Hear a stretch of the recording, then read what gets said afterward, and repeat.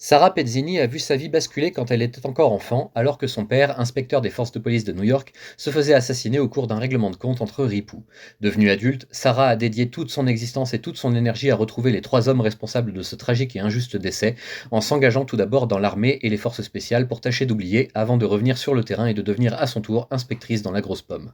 Au fil de ses recherches, Sarah a pu identifier deux des coupables du meurtre de son père et a tout fait ensuite pour ruiner leur vie et leur carrière avec un certain succès, mais le troisième homme court toujours.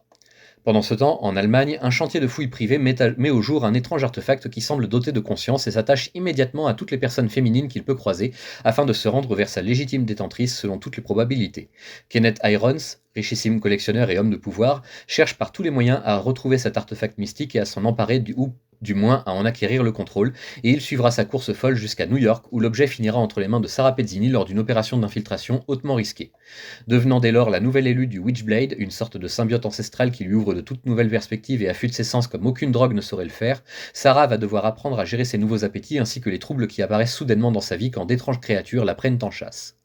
Sur son chemin, Sarah va pouvoir rapidement compter sur le savoir et l'expérience du ténébreux Ian Nottingham, expert en combat et apparemment lié d'une façon ou d'une autre à l'étrange pouvoir du Witchblade, et qui cherche à se rapprocher de Sarah afin de la garder à l'œil et de l'entraîner de son mieux. Mais Yann poursuit aussi ses propres buts dans cette affaire et n'accepte de révéler que ce qui peut le servir parmi toutes les connaissances qu'il possède. Bouleversée par sa nouvelle existence, par sa puissance redoutable et l'intensité de ses nouvelles capacités, Sarah s'isole peu à peu de ses rares proches et reprend avec l'aide de Yann l'enquête sur la mort de son père bien des années auparavant, une blessure jamais cicatrisée que le Witchblade pourrait bien l'aider à guérir pour de bon. Mais pour cela, il lui faut retrouver le fameux troisième homme qui semble bien protégé en haut lieu. Pour l'atteindre et remonter jusqu'à lui, Sarah va devoir exploiter le moindre petit indice sur sa route, y compris via des moyens peu orthodoxes qui vont la questionner tout autant sur sa morale que sur les agissements de son paternel à son époque. Au bout du compte, une piste exploitable se présente enfin à elle, mais pour accéder à l'information qu'elle recherche si désespérément, Sarah va devoir demander à Ian une faveur, qu'il l'introduise auprès d'un certain Kenneth Irons. Que vous dire, à part que j'ai positivement adoré cette lecture. Inutile, je pense à ce stade, de vous refaire toute l'histoire de l'œuvre Witchblade depuis les années 90.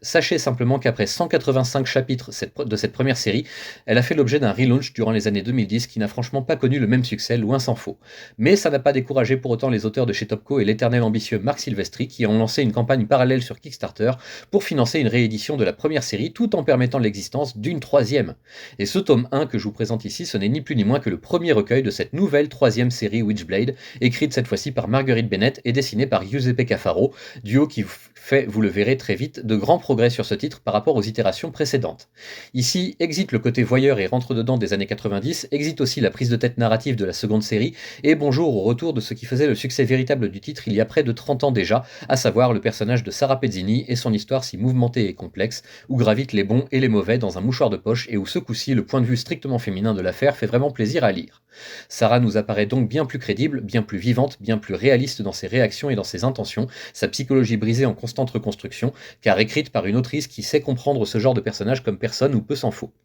Si le dessin reste assez classique parmi la production actuelle, il ne faut pas sous-estimer le talent de Cafaro, qui est sur une très bonne lancée et dont les crayonnés sont fort joliment perfectionnés par les couleurs et l'ancrage de Arif Prianto. Pour l'occasion, Marc Silvestri en personne sortira de sa retraite artistique pour signer quelques couvertures, dont la principale bien entendu, et même un édito de fin d'album dédié à la mémoire de tous les auteurs précédents, ainsi et surtout qu'au toujours si regretté Michael Turner, dont Witchblade restera éternellement débitrice quant à son immense succès public et critique de l'époque de sa première version. Pourquoi vous devez lire cette troisième version? Parce que les défauts des deux premières ont été gommés, tandis que leurs qualités respectives ont été réactualisées de façon plutôt juste, plus précise, et les personnages repensés pour atteindre un public plus éveillé à certaines causes et à certains schémas de notre temps présent. À ce jour, la série compte 3 albums et plus de 20 chapitres, ce qui rattrape pratiquement le score de la seconde série en son temps. Il ne tient qu'à vous de permettre à cette troisième et ultime version de Witchblade de marquer son époque tout autant que son illustre aîné, tout en sachant par ailleurs qu'une nouvelle série de Darkness arrive également pour soutenir l'effort et développer toujours plus cet univers en pleine résurrection. À ce titre, je ne vous chroniquerai que les albums, pas les chapitres singles, ce qui permettra peut-être d'avoir davantage à analyser et surtout à raconter tout en m'obligeant à restreindre mes résumés pour éviter les spoilers gênants. En route, tous ensemble pour cette merveilleuse aventure, j'embarque sans la moindre réserve et je vous invite à faire de même si vous avez ne serait-ce qu'apprécié la première série et espérer qu'elle devienne plus mûre avec plus de temps et davantage de points de vue artistiques devant elle. Tout ce que la première version était est encore mieux ici, du moins pour le moment, et même les quelques qualités de la seconde sont reprises pour une écriture plus fine et mieux dosée. Que demander de plus franchement? Longue vie à Witchblade et à Topco.